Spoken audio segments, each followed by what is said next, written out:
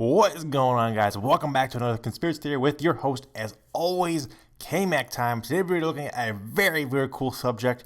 Very, very interesting stuff indeed. Today we're talking about the, obviously, crop circles.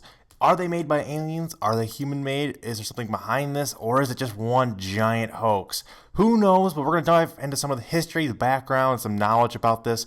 And first off, like I said, we're going to start off with some history. Now, most of these crop circles you're going to be seeing are from the English countryside. Now, there have been reported in many, many countries, but most of these take place in England or in English places. Like I said, there have been in some of the United States, Japan, USSR, even back in the day in the 80s. But most of them take place in England. And the history of this goes back to these guys from England in the mid-1970s, Doug Bauer and Dave Chorley, who were inspired after they saw a, quote, saucer's nest case in Australia, where an Australian farmer found a flattened circle of swamp reeds after observing a UFO. They had been into UFOs since the late 1960s and were considered UFOologists, if that's even a thing. So they wanted to create up some hype, so they started making these circles within these intricate patterns using these very, very simple tools, which I'm going to show you now, which is basically just a wooden board with a rope tied through both sides where they just mat down the crop, which is wheat usually, because it's easy to mat down. It's not very tall and it makes very, very easy crop circles. Probably the best thing for this kind of thing.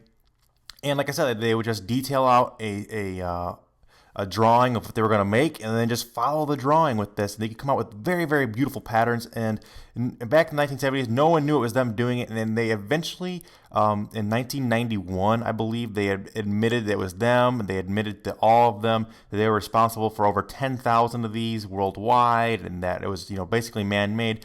But that doesn't mean that there isn't still some mystery behind this, because many of these, they didn't do, and many of them, were probably, like I said, them or copycats or other people. But there are some cases that are just super unexplained, and the patterns just seem so huge and so unbelievably detailed that it would, I don't know how could a human being, something that is this huge, this is a picture taken from, the sky, and this is huge. This is absolutely massive. This would take an army of people, hours upon hours, if not days and days, to make something this large. I don't understand how they could do this. They usually said they'd do it in 1 or 2 nights, in secrecy, in dark, nonetheless. How are you making these intricate patterns? Something along those lines is unbelievable. I don't know if a human being could do it. It is just absolutely mind-blowing. You'd have to have, like I said, an army of people doing it. Not only that, they have to be perfectly coordinated at night, in the dark, very late hours, and they have to be precise and over a scale that big. Is absolutely mind-blowing to me. But, like I said, it could be done. It's not, totally out of the realm of possibility. I don't want to be like, oh, conspiracy, alien kind of guy, because I don't know if I believe in aliens or not, but, or at least I believe in some kind of life form, but I don't believe in them visiting. I don't know. That's for a different video, I guess. But these crop circles, like I said, very, very interesting. There's been a lot of other explanations for them. I know that there was an explanation back in the late 90s after this of weather patterns, making these. I don't really buy that. And there was even an even funnier explanation in 2009. Back in Australia, there's this funny story in Australia. On the island of Tasmania, which is home to lots of wallabies. Apparently, these wallabies had been found creating crop circles in opium fields with opium poppies, which were being grown legally for medicinal use.